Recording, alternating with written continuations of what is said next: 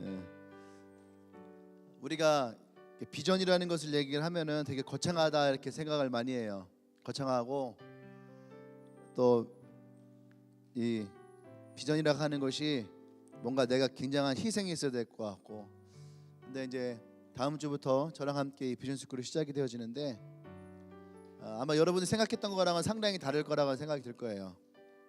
예. 물론 SOL 이상이신 분들, 우리 G2F 리더들도 비전 스쿨 들어오고 싶다고 많은 분들이 그랬는데 들어오지 말라고 그랬어요. 예. 나중에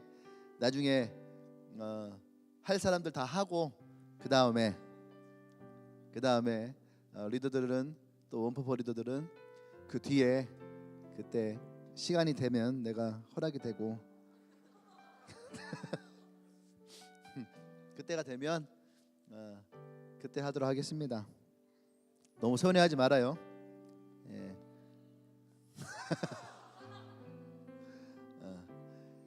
비전 스쿨 공짜 아니에요. 다 회비 있는 거 알죠? 예, 다 회비 있으니까 나중에 잘 모았다가 하시면 될 것 같습니다. 자, 우리 말씀 보도록 할게요. 로마서 5장 6절에서 10절 말씀이에요. 로마서 5장 6절에서 10절 말씀.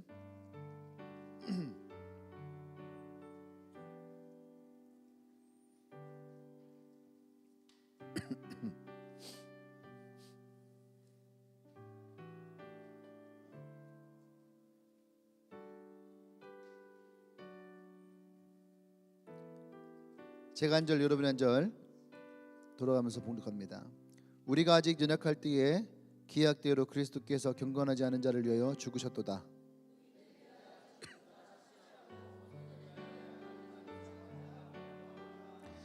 우리가 아직 죄인 되었을 때에 그리스도께서 우리를 위하여 죽으심으로 하나님께서 우리에 대한 자기의 사랑을 확증하셨느니라.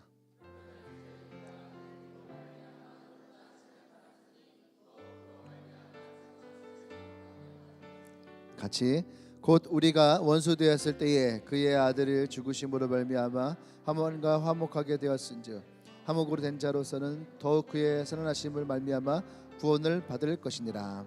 아멘. 할렐루야. 말씀 제목을 읽어볼까요? 시작. 아멘. 그럼에도 사랑하시는 하나님. 우리 이따가 그 찬양 한번 부를까요? 그럼에도 불구하고 날 사랑하시는, 여기까지밖에 몰라요.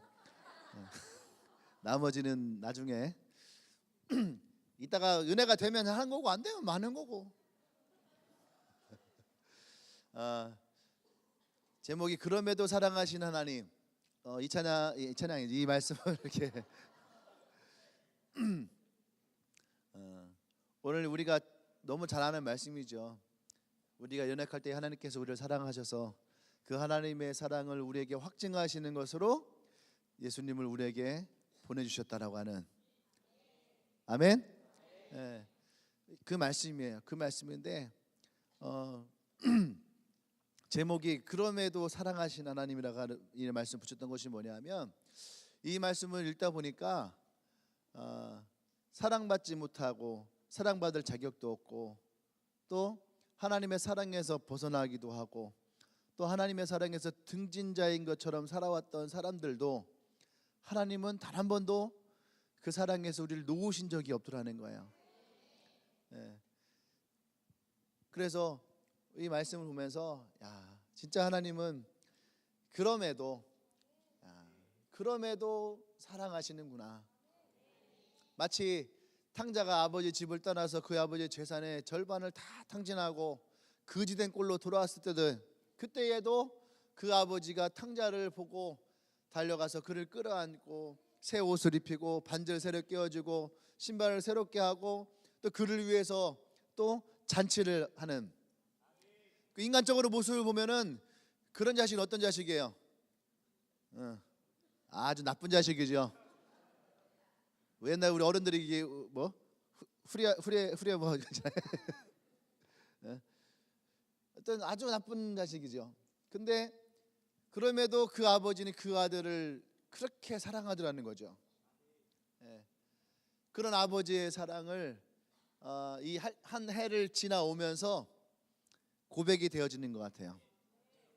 1년을 돌이켜 보면은 처음 이렇게 시작할 때는 나 진짜 하나님 위해서 진짜 제대로 잘 살아야지. 진짜 하나님 위해서 내가 헌신해야지. 진짜 하나님의 내 복음을 잘 전해야지. 진짜 내 하나님 내가 셀을 강력하게 세워야지. 진짜 하나님의 리더가 돼야 되겠다. 진짜 이 교회가 하나님이 세우시는 그런 강력한 교회가 돼야 되겠다. 여러 가지 우리가 고백하고 결단하고 작년 이맘때 여러분들이 울며 불며 밤에 하면서 막 말씀 붙들고 결단했던 그런 모습을 돌이켜 보면 오늘 와서 보니까 아쉬움만 남고 부족함만 남고 지나온 1년이 그냥 허망하게 지난 것 같고, 그런데 그 모든 것들이 지나감에도 불구하고 오늘 우리에게 남겨져 있는 것은 뭐냐면 그럼에도 우리를 사랑하시는 하나님이라는 거예요. 이것이 그 제목만 봐도 이렇게 은혜가 되지 않아요? 그냥 성경 읽고 제목만, 그래 제목을 잘 져야 돼. 제목만.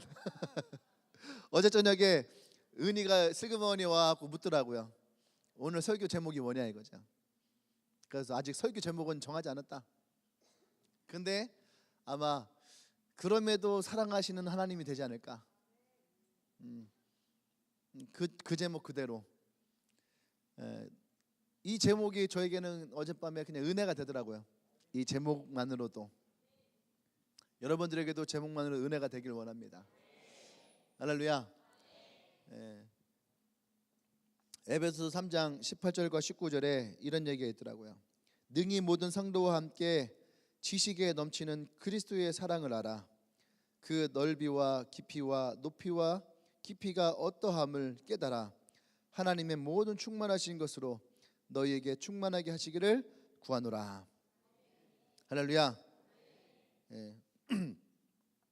우리가 성령이 충만하고 은혜가 충만하려면 제일 먼저 뭘 알아야 되냐면은 하나님의 대를 알아야 돼요. 하나님을. 아멘. 하나님을 알아야 되는데 그거 하나님을 아는 것이 단지 지식으로만 아는 것이 아니라 그 하나님의 사랑과 은혜를 우리가 그 마음 가운데에 다 느껴질 때에, 그때에 우리에게 뭐합니까? 충만해진다라는 거예요. 충만해진다. 하나님의 은혜도 눈에 보이지 않아요? 하나님의 사랑도 눈에 보이지 않아요? 믿음도 눈에 보이지 않아요? 어떠한 것도 우리 눈에 보이지 않죠. 어떠한 것도 우리 눈에 보이지 않아요. 눈에 보이지 않는 것들을 우리가 어떻게 알 수 있을까? 그래서 히브리서 11장 1절에서 믿음은 보이지 않는 것들의 뭐예요? 실상이라는 거예요. 실상. 눈에 보이지 않는데 어떻게 그것이 실상이냐? 분명히 우리 눈에 보이지 않는 것들이에요. 눈에 보이지 않는 것들을 우리가 어떻게 확신할 수 있느냐? 우리가 눈에 보이지 않는 것을 확신할 수 있는 방법은 단 한 가지밖에 없는 거예요. 내 마음이 느껴지고 내 마음이 경험되어지고 내 마음이 떨림이 있는, 이것보다 더 확실한 것은 없는 거예요. 할렐루야. 이것보다 더 분명한 것은 없는 거예요. 그래서 그 믿음이 우리에게는 너무 중요한 거죠. 하나님에 대한 사랑, 그것도 마찬가지죠. 그것을 내가 느끼고 내가 고백하고 내가 경험할 때에 그때의 그 사랑이 내게서 어떻게 해요? 충만해지는 거예요. 가득해지는 거죠. 그것이 바로 하나님의 사랑이라는 거예요. 오늘 이 말씀 가운데에서 하나님은 우리를 너무너무 사랑하시는데, 그렇죠? 하나님 우리를 너무너무 사랑하시는데 어떻게 우리가 그 하나님의 사랑을 알 수 있을까? 마찬가지인 것 같아요. 그 하나님의 사랑을 내가 받은 것을 느끼고 경험하고 확신할 때에. 그래서 오늘 이 성경에서는 우리에게 한 4가지 정도로 얘기하는 것 같아요. 하나님의 사랑이 언제 우리 가운데에 있었는지. 첫 번째, 우리가 너무너무 잘 아는 거, 내가 연약할 때에. 내가 연약할 때에. 힘이 없어서 연약함이 아니에요. 우리 교회 자매들은 그쪽으로는 연약하진 않아요. 그래서 이성광 목사님도 그렇고 오셔서 항상 그래요. 주님의 교회는 다 튼튼해 보인다고. 이게 칭찬인 건지. 나 영상을 우리에게 영상을 이렇게 보여주는데 누가 그러더라고요. 근데 주님의 교회는 이게 다 이렇게 건강해 보여요. 네. 어쨌든 연약하다라는 것이 힘이 없는 연약함이 아니에요. 여기서 연약하다는 것은요, 어떤 거냐면은 선을 행하고 악에 대해서 대항할 때에 그때에 우리가 그 대항하지 못하는 약함. 이해되십니까?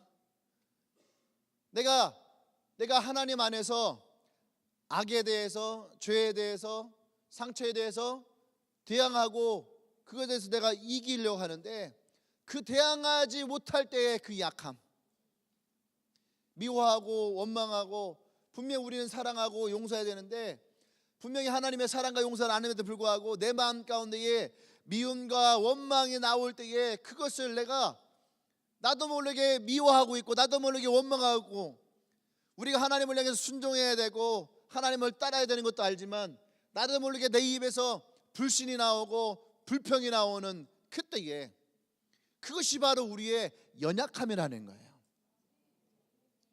할렐루야.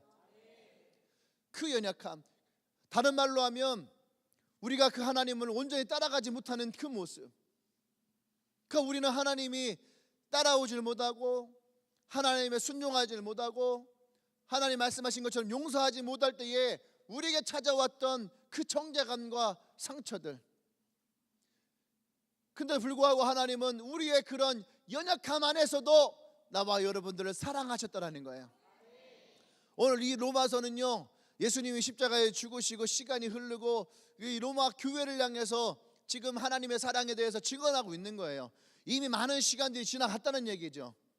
그러니까 예수님이 우리를 위해서 어떻게 죽었는지도 알고, 또 하나님의 그러한 예수님의 십자가의 은혜를 통해서 우리의 인생 가운데 어떻게 찾아오셨는지도 알고 얼만큼 참으셨는지도 알고 있는 모습이에요. 그때에 이 사도 바울이 발견한 것은 뭐냐면, 예수님이 우리를 위해서 십자가를 지고 죽으셨는데도 불구하고 사람들은 스데반을 돌로 쳐 죽이고, 사람들은 예수 믿는 사람들을 잡아다가 신고하고, 또 그렇게 해서 죽음을 당하고 쫓겨나고 핍박을 당하고 박해를 당하고, 그런 모습을 보면서도 뭐라고 그래요? 로마 교회를 향해서 그럼에도 불구하고 너희들의 그 모든 연약함 가운데서도 하나님은 너희를 사랑하고 계시다라는 거예요. 할렐루야. 여러분, 이 사랑이 우리에게는 얼마나 큰 은혜인지 몰라요. 우리는 신앙생활 하면서 제일 많이 겪는 죄의 모습이 뭔지 알아요? 정죄예요. 정죄. 나 스스로에게 주는 나의 죄, 또 남들의 말 한마디로 찾아오는 그 정죄함, 그것이 우리 안에 들어올 때에 싸우는 내적인 싸움. 그러니까 사도 바울도요, 계속 고백하는 게 뭔지 알아요? 죄와 피 흘리기까지 싸워봤느냐. 죄와 피 흘리기까지 싸우냐. 무슨 죄예요? 사람들에게 사도 바울이 무슨 죄를 짓겠나? 안 그래요? 사도 바울이 어디 가서 막 삥을 뜯었겠어요? 아니면 사도 바울이 어디가 사기를 쳤겠어요? 아니면 사도 바울이 어디 가고서 막 이렇게 부흥하고 돈을 많이 받아갖고 그렇게 다녔겠어요? 사도 바울의 인생을 보면 사도 바울은 진짜 예수님 만나고 복음 전하는 것밖에 몰랐던 사람인데, 그 사람이 죄를 지면 무슨 죄를 졌겠어요? 근데 불구하고 사도 바울에게 손가락질을 하고 사람들이 욕을 하고 또 사람들이 정죄를 졌던 것이 있잖아요. 그게 뭐예요? 너는 전에 예수를 믿는 자들을 잡아다 죽였던 자가 아니냐. 여전히 나는 예수 안에서 이 모든 죄가 다 용서받았다 하지만 여전히 사람들은 나를 향해서 손가락질하는 거예요. 너는 그런 사람이 아니더냐? 너는 그런 사람이 아니더냐? 그 정죄함에 쌓여서 매일매일 자기를 쳐서 복종하고 피 흘리기까지 싸웠던 자가 바로 사도 바울이에요. 그 사도 바울이 오늘 로마 교회를 향해서 뭔 얘기를 합니까? 그 모든 연약함 가운데서도 하나님은 우리를 사랑하시더라. 옆 사람에게 얘기하세요. 얼굴 쳐다보면서, 보니까 얼굴 들지 못하는 연약한 자들이 많이 있어요. 얼굴 보면서 그럼에도 불구하고 하나님은 너를 사랑하신단다. 할렐루야. 이것이 하나님이 우리를 향한 첫 번째 사랑이라는 거예요. 연약함. 그래서 하나님 우리에게 뭐라고 하십니까? 나는 상한 갈 때도 꺾지 아니하고 꺼져가는 등불도 끄지 아니하는 분이다. 멋있지 않아요? 진짜 이 멋있어요. 상한 갈 때를 꺾지 않고 꺼져가는 등불을 끄지 않는. 설교할 때 이런 시적인 표현도 좀 쓰고 그래야 되는데.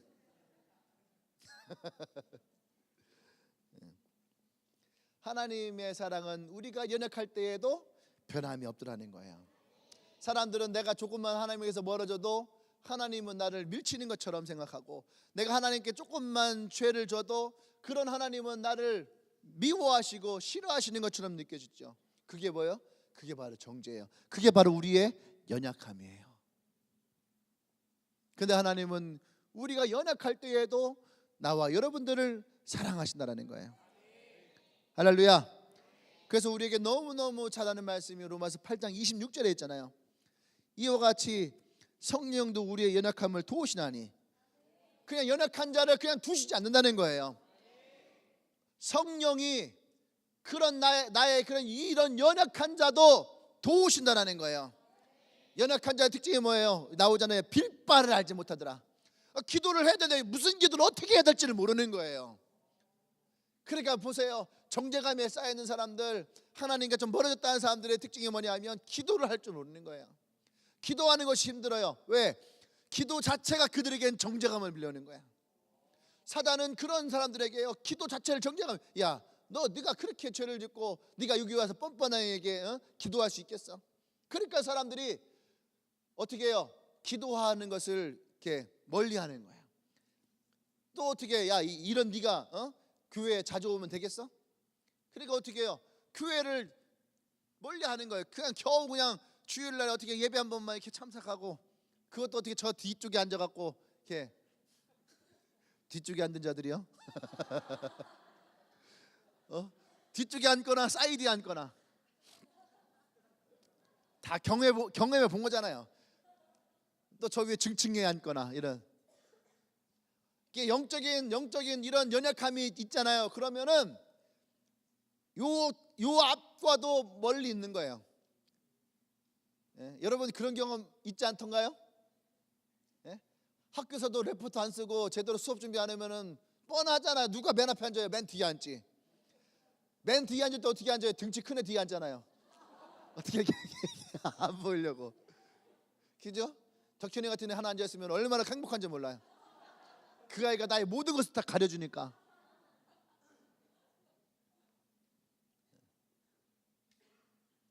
빛발을 알지 못하는, 기도하지 못하고 하나님께 나오지 못할 때에도 성령님은 우리를 향한 그 기도를 쉬지 않으신다라는 거예요.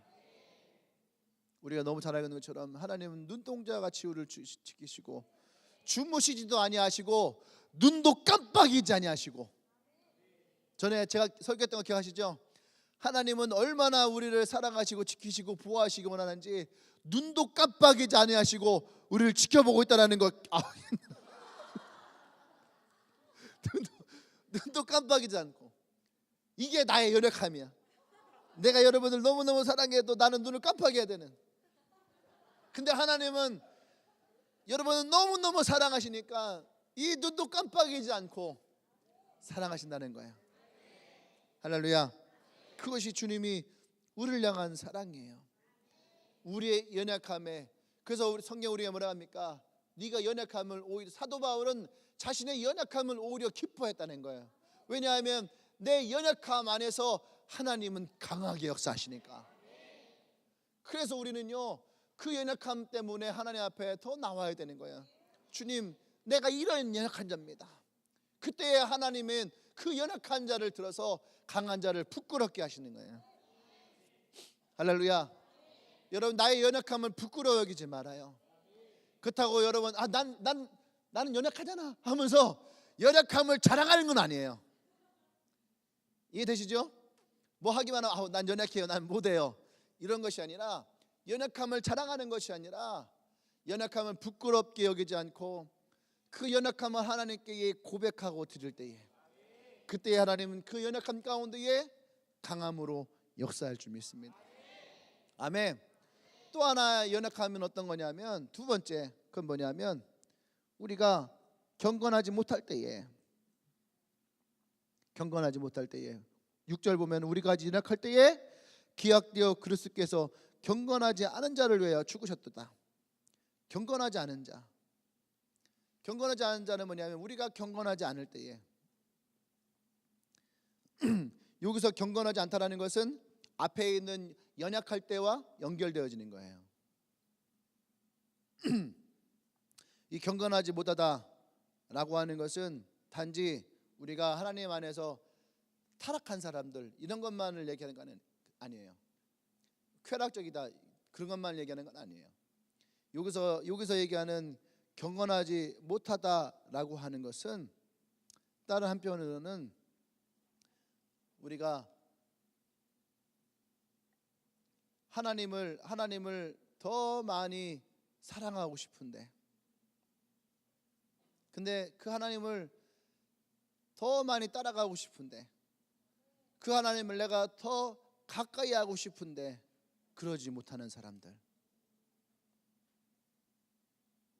그러니까 어떤 모습이 나오는 줄 알아요?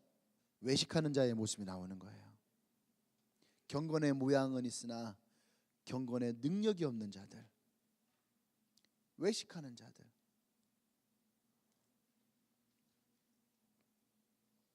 이 시대에 많은 사람들이 이러한 모습을 살아가요.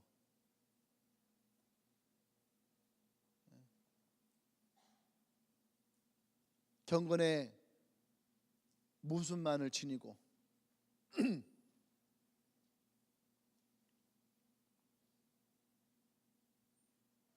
그러니까 그 안에는 능력이 없어요. 근데 경건하지 않을 때에, 경건하지 않은 자들을 위해서 주님이 죽으실 때에 안타까운 건 뭐냐면, 자신이 연약하고 부족한 것은 깨닫기도 하고 발견하기도 하는데 경건하지 못한 것은 발견하기가 힘들어요. 왜냐하면 모양을 지니고 있기 때문에 그러는 거예요. 그 틀을 지니고 있으니까, 그 형식을 가지고 있으니까.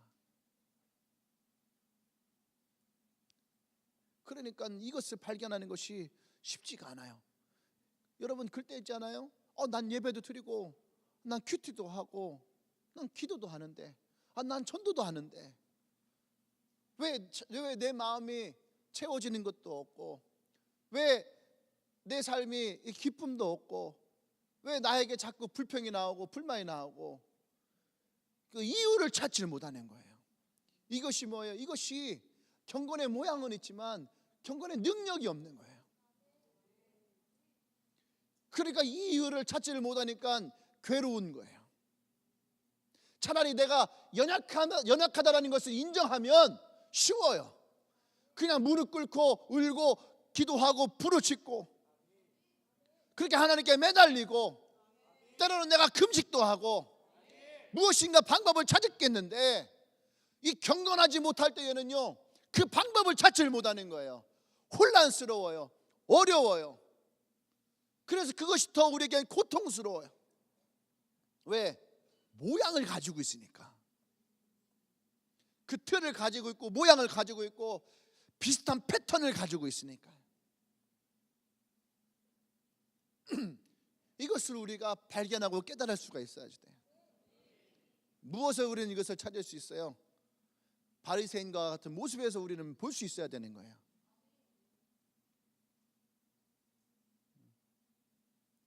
첫 번째는 니고데모 같이 진짜 거듭나야 된다는 거죠. 무엇으로요? 성령과 말씀 안에서. 성령과 말씀 안에서 우리가 분명하게 거듭날 수 있어야 돼요. 또 한 가지는 뭐예요? 여러분의 골방을 찾아갈 수 있어야 돼요. 워룸. 기도의 싸움을 할 수 있는 워룸으로 여러분들 들어갈 수 있어야지 돼. 그래서 그곳에서 진짜 나의 내면을 다 까발리듯이 기도하고 하나님께 나갈 수 있는, 그때는 여러분 경건의 모습이 아니에요. 그렇잖아요. 목욕탕에 들어갈 때 경건의 모습으로 들어가진 않잖아요. 우리가 그래서 발가벗었다고 그래. 발가벗었다고. 진짜 내가 하나님 앞에 발가벗은 것처럼 그렇게 하나님께 나갈 때에 할렐루야. 그때에도 주님은 어떻게 해요? 우리를 위해서 죽으셨다라는 거예요. 할렐루야. 그것이 주님이 우리를 향한 사랑의 모습이에요. 사람은 사랑받을 행동을 할 때에 사랑을 받을 수 있다 생각을 해요. 근데 하나님의 사랑은 그렇지 않다는 거예요. 우리가 어떤 모습을 가지고 있어도 하나님은 우리를 향한 그 사랑을 단 한 번도 끊은 적이 없는 거예요. 이 성경에 보면은 삭개오라는 사람이 있어요. 이 사람은 우리가 많이 아는 것처럼 상처를 가지고 살아왔던 사람이에요. 동족의 피를 빨아먹었던 사람. 근데 그가 예수를 만납니다. 그 예수를 만났을 때의 그 인생이 달라졌던 이유는 단 한 가지예요. 그의 모양을 깨고 틀을 깨고, 첫 번째는 뽕나무에 올랐고, 두 번째는 예수님을 마음으로 깊이 영접했다라는 거예요. 할렐루야. 그것이 삭개오의 진심을 담겨진 고백이에요. 그 고백 위에 예수님은 역사하시는 거예요. 할렐루야. 그 삭개오의 마음 가운데에 갖고 듣고 싶었던 얘기가 단 한 가지예요. 듣고 싶었던 단 한 가지 얘기. 그 뭐예요? 너도 아브라함의 자손이라는 거예요. 자신은 아브라함의, 그러니까 돈도 가지고 있어요, 권력도 가지고 있어요, 능력도 있어요. 그러니까 외형의 틀은 다 가지고 있었어요. 근데 그가 그 마음 안에 없었던 것 한 가지가 뭐예요? 이 모든 것을 가지면은 다 가질 수 있었는데 듣지 못하고 갖지 못했던 것이 있었던 거예요. 근데 이 삭개오는 그 예수를 만나기 위해서 뽕나무에 올랐어요. 그리고 예수를 만나고 자기의 모든 외형의 틀을 다 깨트려요. 자신의 재산의 절반을 가난한 자에게 나누어주고, 토색한 거 빼앗은 것은, 불의를 빼앗은 것은 4배로 갚고. 언제 예수님이 이 삭개오에게 돈 얘기했나요? 그렇지 않았잖아요. 근데 삭개오는 자신의 마음 안에서 그 모든 틀과 형식을 깼다라는 거예요. 여러분들도 마찬가지예요. 재정에 대해서, 헌금에 대해서 목사님이 설교하지 않고 목사님이 돈에 대해서 얘기하지 않아요. 그것은 뭐 내가 얘기해도 될 게 아니니까. 근데 우리가 진짜 하나님 안에서 나의 틀이 깨지잖아요. 그죠? 돈에 대해서 붙들고 있었던 사람이 예수를 만나면 돈에 대한 틀이 깨져요. 관계에 매여 있던 사람이 예수를 만나면 관계의 틀이 깨져요. 나 중심적으로 살았던 사람이 예수를 만나면 나 중심적인 틀이 깨져요. 할렐루야. 그때에 내가 가지고 있던 경건의 모양과 틀이 깨지고 우리가 그리스도 안에서 새로워져요. 이것이 거듭남이라는 거예요. 언제? 말씀을 듣고 그 말씀이 내 안에 들어올 때에, 믿음이 생기고 그 믿음을 고백할 때에, 구원이 내게 임할 때에. 할렐루야. 그때 우리에게는 모양이 아닌 능력이 생기는 거예요. 그때 이 하나님의 능력이, 하나님 말씀이 우리 가운데에 살아있어서 그 말씀으로 말미암아 나와 여러분들이 능력을 입는 거예요. 할렐루야. 이것이 하나님의 사랑이라는 거예요. 이것이 단지 하나님의 능력과 기적이 아니에요. 우리는 하나님의 능력과 기적을 원하지만 이것이 하나님의 사랑이라는 거예요. 할렐루야. 막달라 마리아라는 여인이 있어요. 7 귀신 들렸던 여인이에요. 막달라 마리아. 직업은 창녀였어요. 이 사람의 직업만 들어도 우리는 이 여인이 얼마나 경건치 못했는지 알고 있잖아요. 귀신까지 들었어요. 그럼 얼마나 더러웠는지 알겠잖아요. 그리고 그가 얼마나 문란한 인생을 살았는지도 알 수 있잖아요. 그런데 예수님은 그 여인을 만나요. 그 여인에 있던 귀신도 내쫓아요. 그리고 예수님은 이 여인을 어떻게 해요? 정죄하지도 않았어요. 근데 이 여인은 예수님을 만나고 그의 인생에 가지고 있었던 이 틀이 깨져버려요. 귀신에 갇혀있던 틀이 깨져버리고, 창녀라고 하는 직업에 대한 틀이 깨져버리고, 나의 인생은 저주받은 인생이라는 그 저주가 깨어지고, 그리고 예수를 따라다녔던 그 여인 중에 하나, 예수님이 부활하셨던 부활의 현장에 제일 먼저 달려갔던 여인 하나, 지금까지도 예수의 이름을 얘기할 때에 기억되어지는 여인. 할렐루야. 이 여인이야말로 진짜 경건의 능력을 가진 여인이에요. 이 시대에 이런 사람이 있어야 되는 거예요. 이 시대의 교회 안에 이런 사람이 있어야 되는 거예요. 자기의 연약함이 컴플렉스에 대해서 그를 꽁꽁 둘러매고 물질이 자기의 무기가 돼서 물질로 자기를 둘러싸고. 여러분, 이런 사람들이 아니에요. 근데 교회 안에 점점 그런 사람들이 많아져요. 또 우리가 이성과 사고라는 걸 가지고 우리 교회는 그런 사람들이 비교적 없는 거예요. 근데 이성과 사고를 가지고 어떤 얘기를 교회가 얘기하면서 교회가 사회에 봉사하고 교회가 세상 속으로 나아가야 되고 교회가 뭐를 해야 되고 교회가 어때요? 그게 아니에요. 그것은 교회가 세워지며 자연스럽게 세상 가운데 흘러가는 것이지 교회가 그 속으로 들어가라는 것이 아니에요.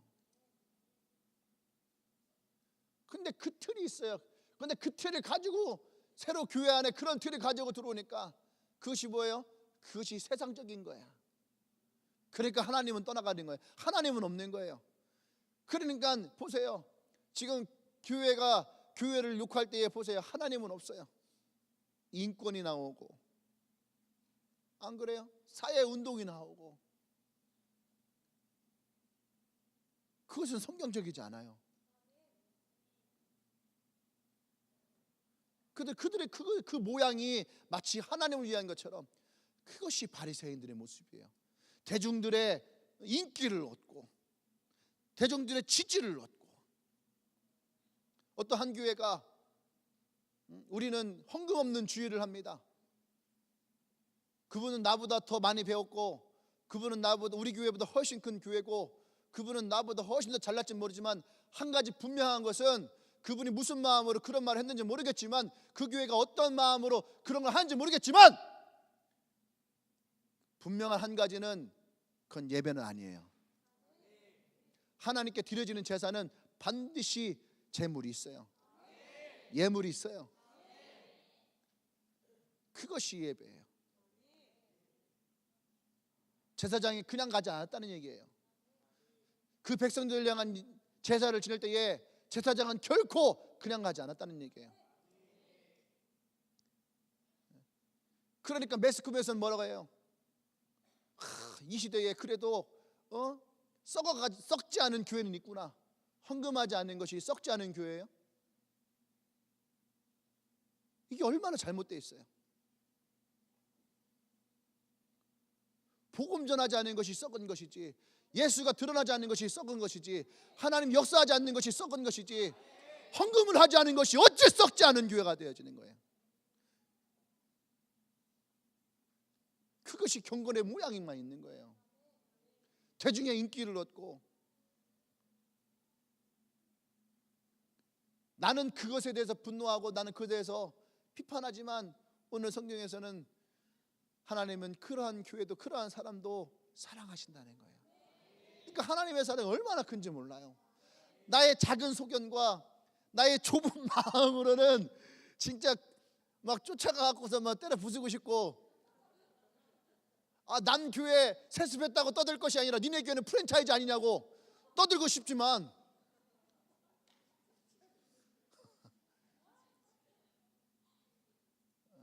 무슨 말인지 알죠?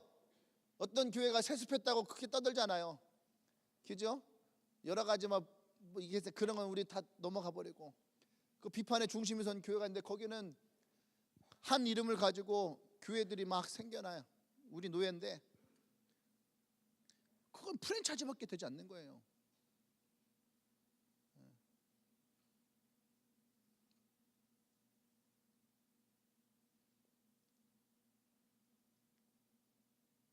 연약한 교회들 참 많이 있거든요. 성도 한 명 때문에 우는 목사님들 많이 있어요. 그러면서 자신들은 외국 고급 외제차 타고 다니면은 이게 무슨 말이 되는 얘기예요.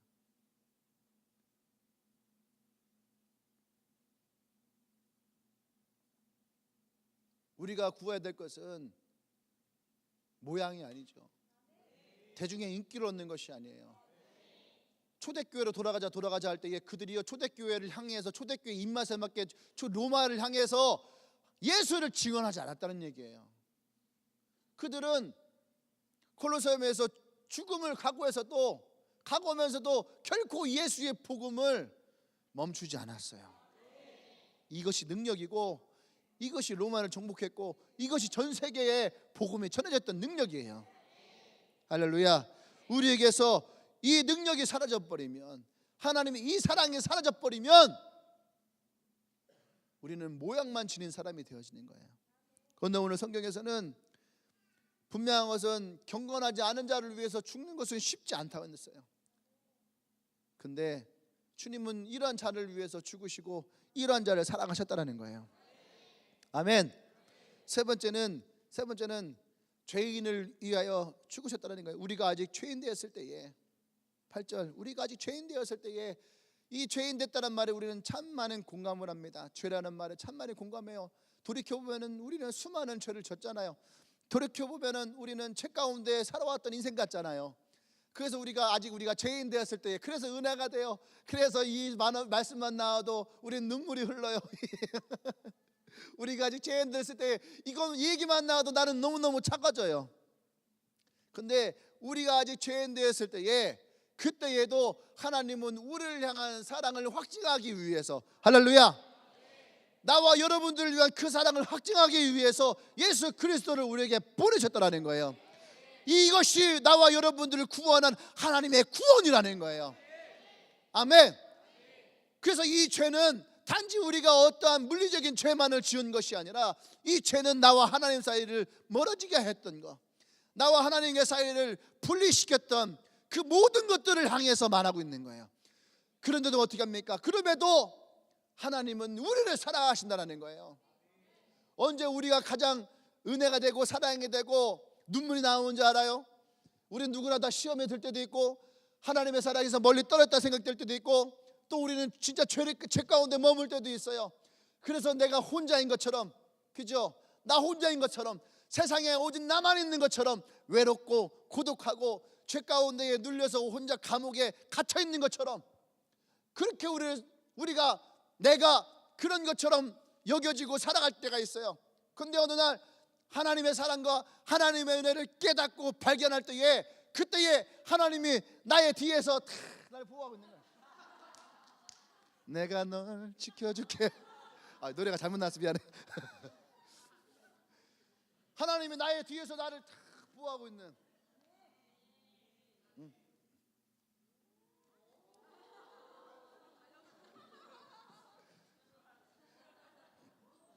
울어야 돼.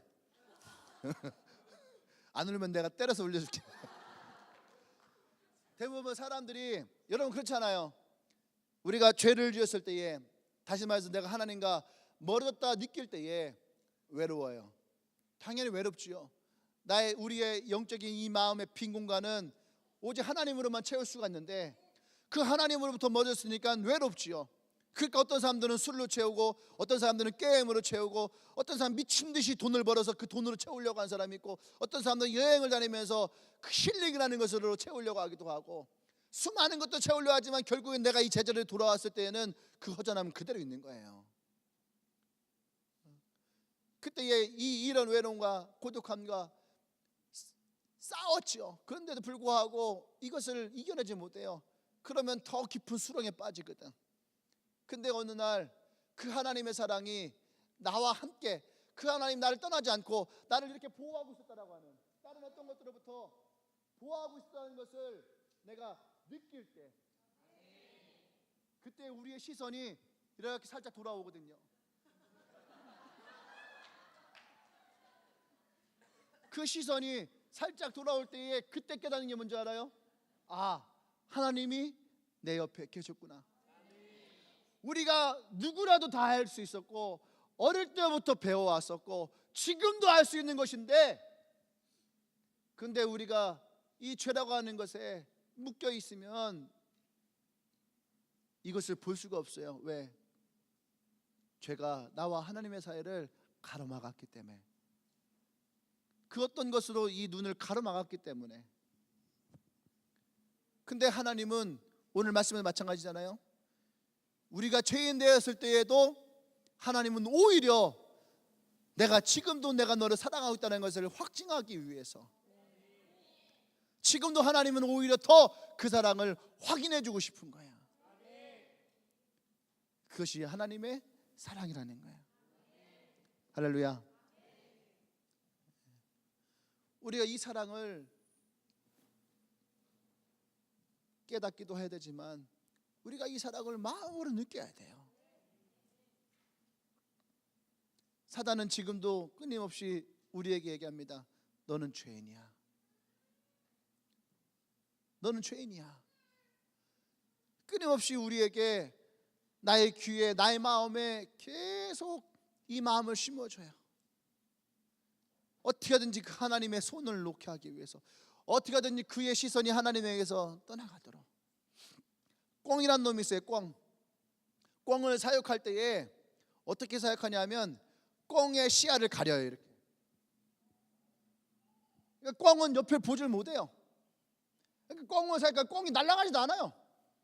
그러니까 그냥 이렇게 살아가는 거예요. 이 시야를 가려버렸거든요. 이 시야를 가리니까 꿩은 아무것도 보지를 못하는 거예요. 그냥 자기의 밑에 있는 이 땅만 보고 있는 거예요. 계속. 그러니까 날아갈 생각도 안 해요. 어쩌면 우리의 시야를 사단이 이렇게 가로막는 거예요. 나의 틀에서 벗어나지 못하도록.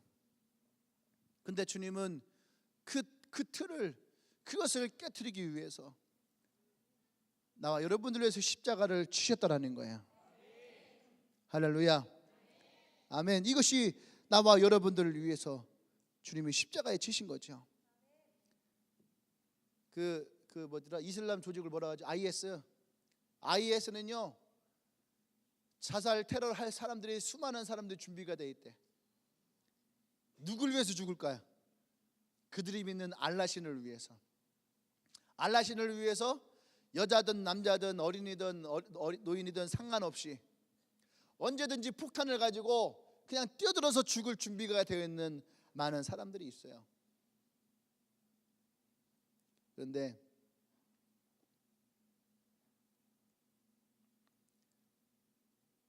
죄인을 위해서 죽겠다라고 말하는 사람들은 없죠. 우리는 죄인들을 위해서는 어떻게 해요? 손가락질을 하죠. 욕을 하고. 그런데 예수님은 그 죄인들을 위해서 십자가를 지셨다는 거예요. 그래서 우리가 아직 죄인 되었을 때, 그러니까 내가 아직 죄인이었지만 죄인이 끝났을 때가 아니라 우리가 죄인 되었을 때에 아직 우리는 죄를 가지고 있는 사람이라는 거예요. 이 죄를 가지고 있는 이때에도 하나님은 나를 사랑하신다는 거예요. 그 사랑의 확증이 뭐냐면 예수 그리스도의 십자가를 지심이라는 거예요. 그렇게 나와 여러분들 사랑하는 줄 믿습니다. 마지막 네 번째는 10절에 우리가 원수 되었을 때에, 죄진 것도 이렇게 상황이 쉽지 않은 상황인데 네 번째 점점 벌어져요. 뭐예요? 원수 되었을 때에. 지금 이야기가 점점 커진다는 거 알죠? 크레센도 되고 있는 거예요. 지금 점점 커지는 거예요. 첫 번째는 뭐예요? 연약할 때에. 그래, 연약할 때 하나님 나 함께 할 수 있지.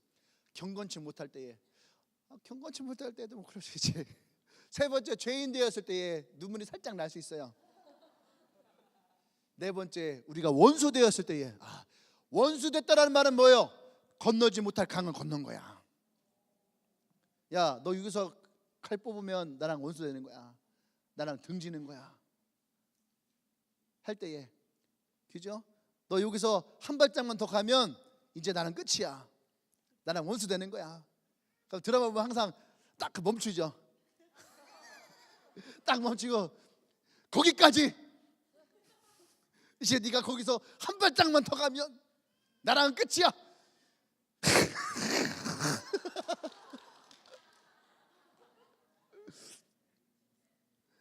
네. 그죠? 요새 이제 남자 드라마 같은 거 보면은 이제 칼 같은 거 이렇게 뽑는 거 있잖아요. 손을 칼 딱 쳐 하면은 그럴 때 딱 잡아요. 거기까지. 거기까지.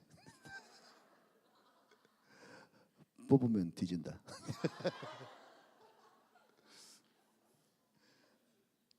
야, 우리 원수 됐다는 얘기가 뭐냐면 이걸 뽑은 거야, 뽑은 거야. 뽑은 거예요. 뽑아서 등진 거야. 건너지 못할 강을 건넌 거예요. 이제 나 여러분들은 끝난 거야. 등진 거야. 이것을 한 단어로 뭐라고 해요? 원수. 그죠? 옆 사람 보고 하고 싶었던 말 시작. 원수란 말 하고 싶었던 거예요? 나는 하고 싶었던 말 하라는 거지 원수란 말 하라고 하지 않았잖아요. 그래도 하나님의 사랑에는 놀라운 것이 있어요. 옆에 있는 사람이 원수잖아요. 근데 주님 뭐라 했어요? 원수도 사랑하라. 원수도 사랑하라. 우리가 원수 되었을 때에도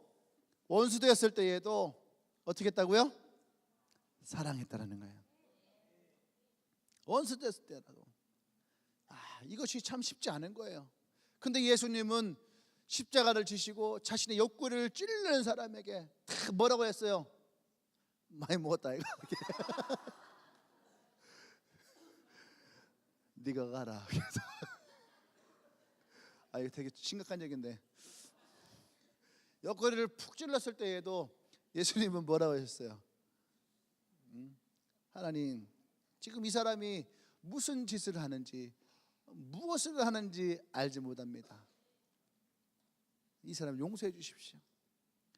그러니까 자기를 지금 옆구리를 찔러서 죽이고 있는 사람을 향해서 예수님 뭐 하고 있는 거예요? 용서하는 거예요. 그 원수를 용서하는 거예요. 얼마 전에 스데반의 설교를 했잖아요. 스데반이 돌에 맞아 죽을 때에, 우리 돌 맞아 죽을 때 어떻게 해요, 여러분들은? 첫 번째 째려보죠. 두 번째는 어떻게 해요? 저주를 하죠. 죽여버릴 거야. 내가 죽어서도 너를 저주할 거야. 그러면서 저주를 퍼붓는데, 스데반은 그 돌을 맞는 그 순간에도 어떻게 합니까? 예수님과 같은 모습이 되는 거예요. 예수님의 마음을, 그 원수를 사랑하는 마음이 이 스데반 안에 있었다는 거죠. 진짜 놀라운 거예요. 마지막 자기가 죽임을 당하는 그 순간에도, 그때에도 이 스데반은 예수님의 사랑을 확증하니까, 이런 나를 위해서 십자가를 진 주님을 확증하니까, 나를 향해 돌을 던지는 그 사람들에게도 어떻게 해요? 저들을 용서해 주십시오. 그 고백을, 그 말씀을 할 수 있는 거예요. 우리가 원수를 사랑한다는 말로는 쉬워요. 원수를 사랑하라, 원수를 사랑하라. 그죠? 원수를 사랑하라. 우리가 뉴스를 보면 많은 사건 사고가 터집니다. 그러면 때로는 그 범죄를 저지른 일들을 이렇게 듣다 보면은요, 아이고 그래, 저런 인생을 살아왔고 저렇게 힘들게 살았으니까 저런 마음이 있지.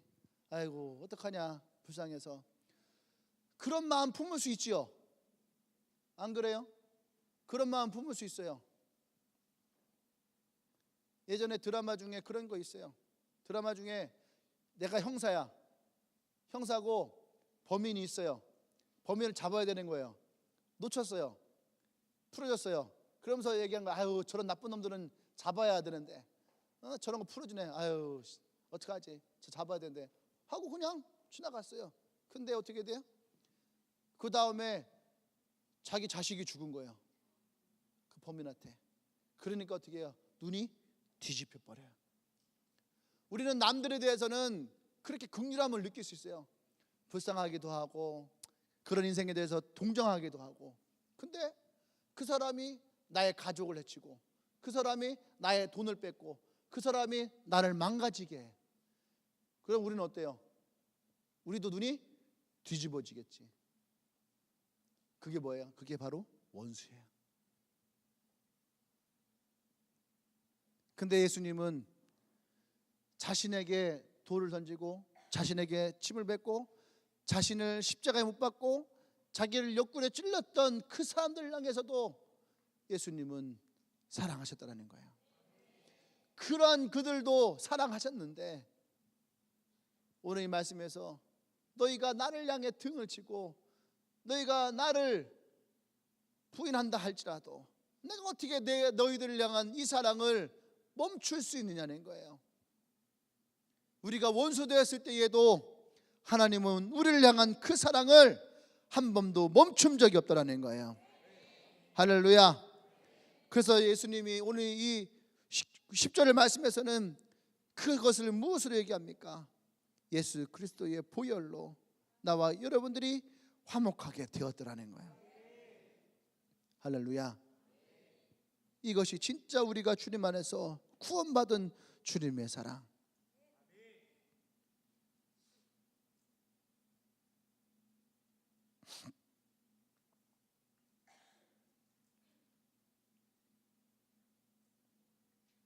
오늘 나와 여러분들에게 있어야 될 사랑이 바로 이 사랑이에요.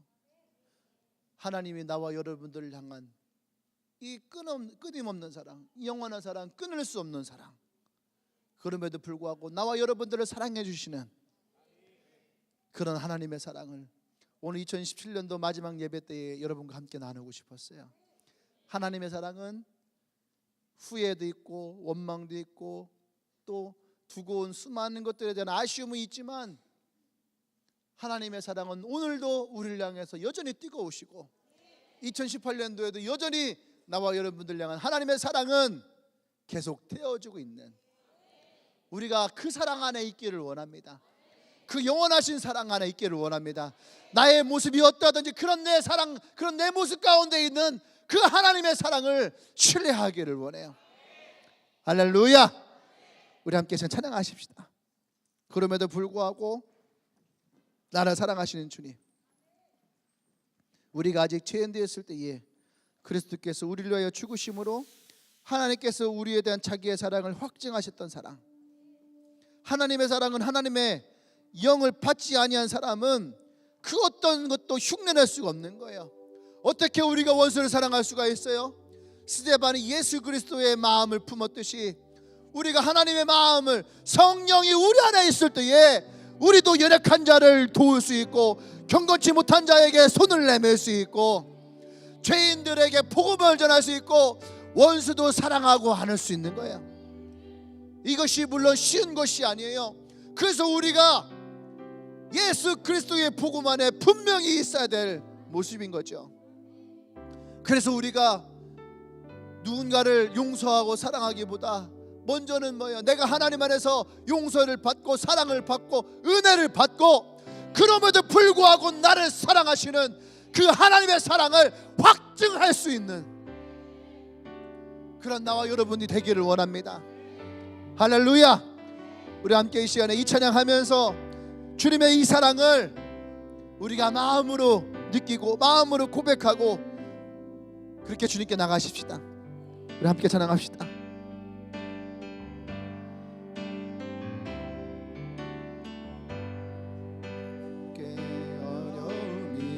있을 때 마음속에 어려움이 있을 때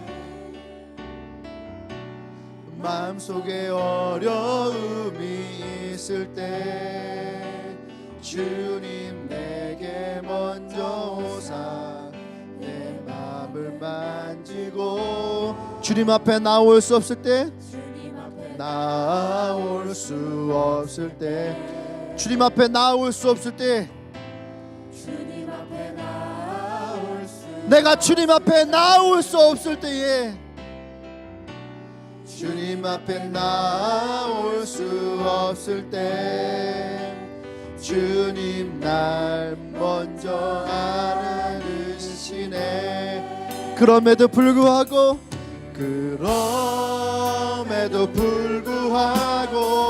날 사랑하시는 내 하나님의 사랑은 나의 모든 걸 덮고 그럼에도 불구하고 날 안아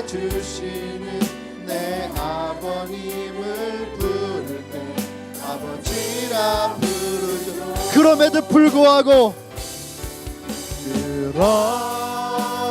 불구하고 날 살아주시는 내 하나님의 사랑은 날 모든 걸 덮고, 그럼에도 불구하고 날 살아주시는 내 하나님을 부를 때 아버지라 부르죠.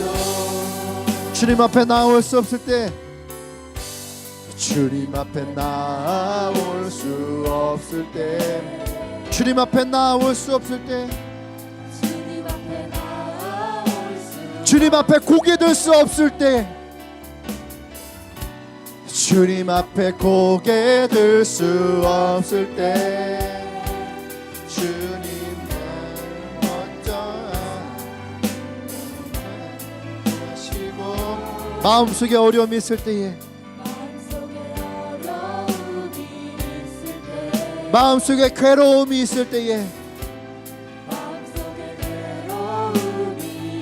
마음속에 포기하고 싶을 때에, 마음속에 포기하고 싶을 때, 주님 날 먼저 안으시네. 아멘. 그럼에도 불구하고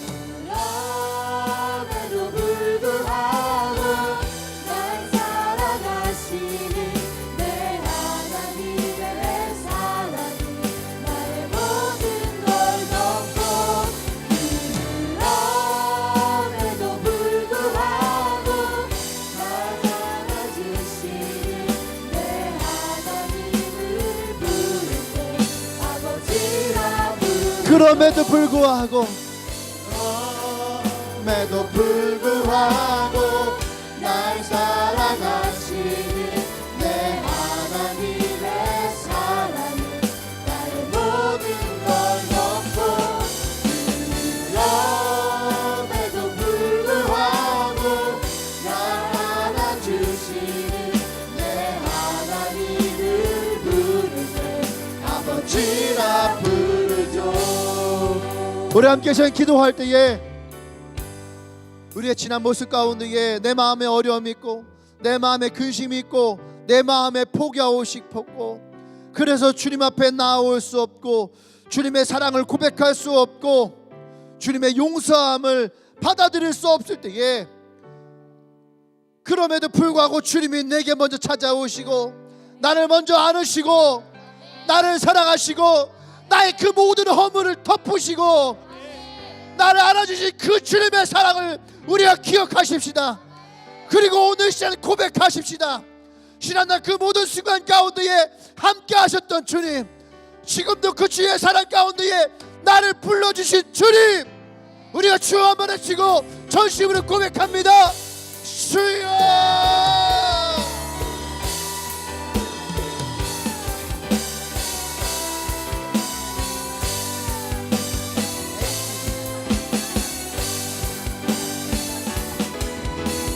그럼에도 불구하고 날 안아주시는 그 하나님의 사랑은 나의 모든 걸 덮고, 그럼에도 불구하고 날 안아주시는 내 하나님을 부를 때 아버지라 부르죠.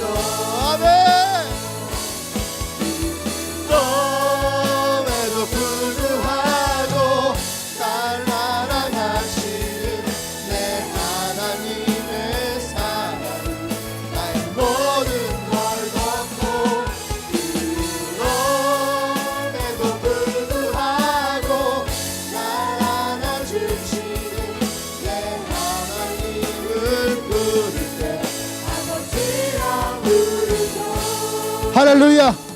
우리 한 번 더 기도할 텐데요. 마태복음 7장에 가면 예수님이 사람들에게 그런 말씀하세요. 구하라. 구하면 하나님이 너희 구한 대로 주실 것이고, 찾으라. 찾으면 하나님이 그것을 찾게 하실 것이고, 두드려라. 그러면 하나님이 그 두드림 가운데 역사하실 것이다. 너의 육신의 아버지도 자신의 자식에게 가장 좋은 것을 주는 것을 내가 알고 있는데 하물며 하늘에 계신 가장 좋은 그 아버지가 너희들에게 더 좋은 것으로 주시지 않겠느냐. 여러분의 아버지를 신뢰하십시오. 그 아버지가 우리의 모든 허물을 덮고 우리를 사랑하시고 나와 여러분들의 모든 연약함 가운데에 사랑으로 함께 하실 분임을 우리가 이 시간에 고백하십시다. 하나님이 나의 아버지가 되십니다. 나의 하나님이 나의 모든 허물을 덮으실 분이십니다. 나의 아버지, 나의 모든 구함 가운데 역사하실 분입니다. 나의 가장 좋으신 하나님이심을, 나의 좋으신 아버지이심을 고백하며 나가십시다. 기도합니다.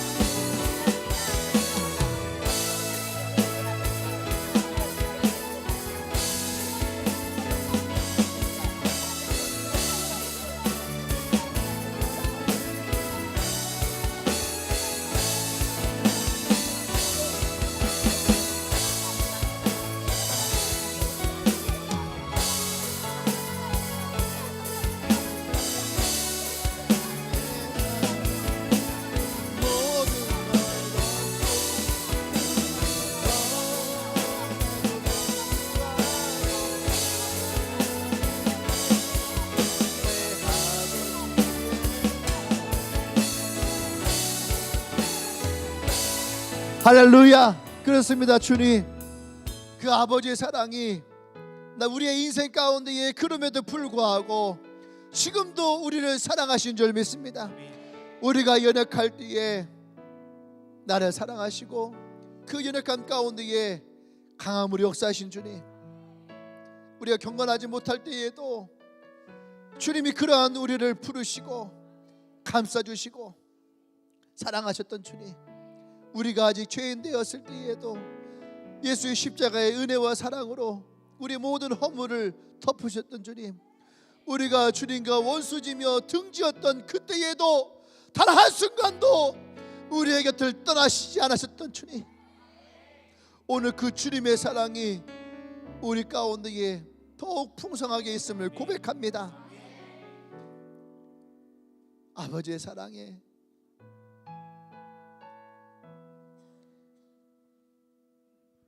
아버지의 은혜에, 아버지의 그 헌신과 그 희생에 우리가 함께 하기를 원합니다. 그 주의 사랑과 함께 하기를 원합니다. 또 그의 사랑에 우리가 꿈을 꾸고 우리가 소망을 가지고 2018년도를 맞이하기를 원합니다. 하나님이 함께하여 주시옵소서. 할렐루야, 할렐루야. 예수님의 이름으로 기도합니다. 할렐루야, 할렐루야. 우리 더 큰 박수 하나님께 영광을 돌리십시다. 오늘도 우리와 함께 하신 그 아버지의 사랑을 찬양합니다.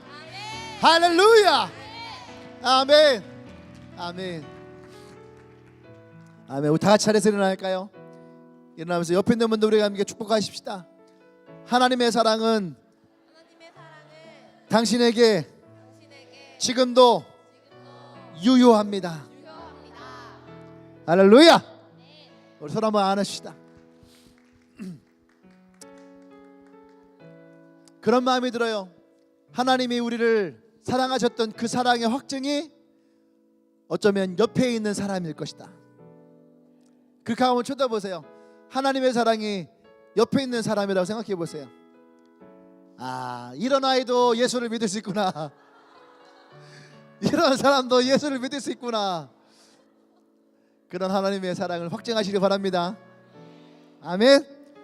오늘 밤에도 우리가 그 하나님의 사랑 가운데 나가십시다.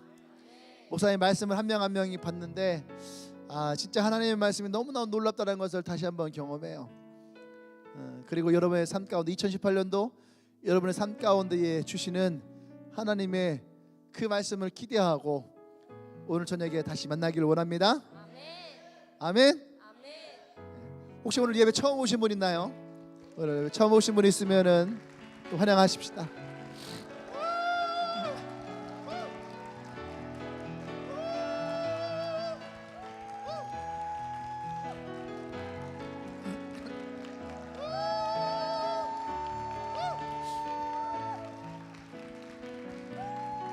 네.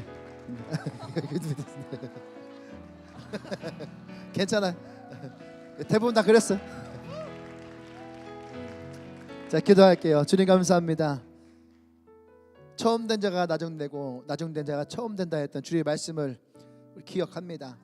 오늘 2017년도 마지막 이 예배 가운데에 참여한 이 형제들을 기억하여 주시고 이들의 인생에 예수님이 들어오시며 먼저 된 자의 인생을 살아갈 수 있도록 주님이 축복하여 주시옵소서. 이제는 우주 예수 그리스도의 은혜와 하나님의 크신 사랑과 성령의 교통 역사하심이 그럼에도 불구하고 지금도 여전히 우리를 사랑하시며 그 사랑 가운데에 그 감사하고 그 고마움 가운데에 그 기쁨을 고백하는 주님에게 모든 성도들을 위해 지금으로부터 영원토록 함께 하시기를 간절히 축원하옵나이다. 아멘.